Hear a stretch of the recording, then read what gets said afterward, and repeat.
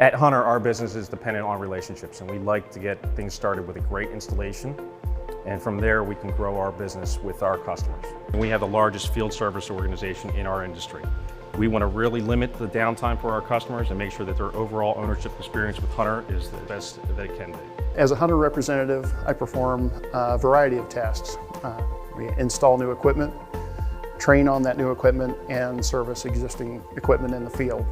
To the end of new equipment purchases, once the equipment arrives on site, we're in contact with the purchaser within 24 hours to schedule installation. And most installations are done within a single day.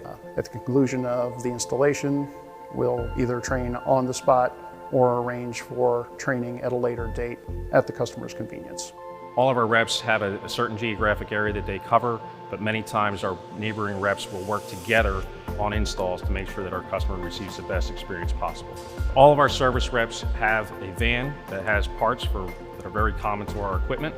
If they don't have it on their van, they can generally get it shipped in the next day. So we can again limit as much downtime as possible and keep that from happening for our customers. All of our service reps go through a 7-week training program in St. Louis before they go out to service our customers.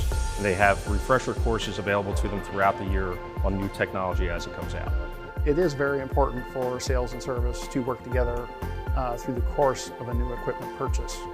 The salesman will come out to the location, set up a demonstration of the new equipment, and get the prospective buyer familiar with how the equipment works. We try to move in and remove old equipment, install the new equipment the same day. That way there is little downtime as possible.